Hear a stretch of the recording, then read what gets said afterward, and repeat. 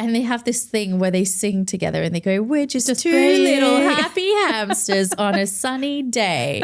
And that's the end of their fight, because then they know that they're going to get into trouble with me after. Where it's really, I think with them, where it really becomes important for me to break things down and have conversations with them is if I see one of them being hurtful to the other, right? And often there's a reason. Often there's a driver. And I think to expect people to be perfect or never be hurtful or never say something that they didn't mean is also not, it's not normal, and it's not, it's unnatural really. But I think when those things happen, how you deal with it after and how you, when they're calm, have that conversation and just say, okay, well, let's take this apart, right? What happened in that moment? What were you feeling? Why did you say that? What else could you have said? How you apologize. Exactly. And how do you make up for it? And how do you apologize? And how do you repair the damage, right? And then how do you manage yourself better the next time this situation arises? What are tools that you can have in your arsenal? So we laugh because our little one, ever since she was 3.5 or 4, she would just walk away and be like, I need to go calm down. And she can't even say the word right, but she knows that she needs to go calm down, and she'll just go and she'll sit down with a book by herself and flip through the pages, not reading a word of what's in the book, but that's her way to calm down. And so, if that's your strategy and you just need to walk away, that's fine. And you've built that. Doesn't mean the conflict's gone away, right? Doesn't mean that what you did to instigate the fight before you walked away to calm down has gone away. So we're still going to come back and address it, but it's how we manage that. And can you see all the quarrels, for example, and all these behind the scenes fightings?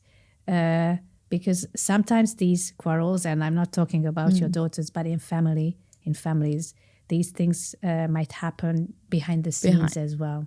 How do you notice this? I think we keep communication open, right? So the good thing is that the girls will always, at least for now, I don't have teenagers yet, so at least for now, they will always come and tell me about it, or they'll snitch on each other basically, right? They're getting the other one into trouble. But you do see it in the undertone of their relationship, right?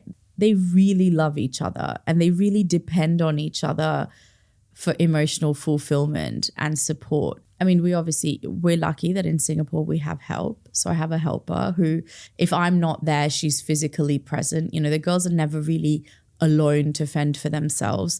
So there's not much that goes unseen from that perspective as well. But also just seeing that they're just well-adjusted, happy kids that talk about their feelings, that when they're unhappy about something, they will voice it with the family and they will voice it with each other. There is no real behind the scenes yet. And I'm sure it'll come in the teenage years, which is why I'm very cautious to say yet. So in your work as a dentist, because you also work once or twice a week, you mentioned, right? As a dentist, how do you build a psychological safety and trust? And what perils do you see with building connections within families as well? Okay, so I'll talk about the dentistry first. So actually, speaking human is really, you can apply that to your patients, right? So number one is when someone comes into the dentist or to the doctor, they're coming in with a problem, or they're coming in with anxiety, or they're coming in with preconceived notions. So the first thing you do is hear them out, right? Let them know that you're listening and you're there and you're present. If a patient's telling me their problem and I'm off sort of looking at my nurse, looking at my computer, putting my gloves on, and I'm not sitting there being present with them, that's number one.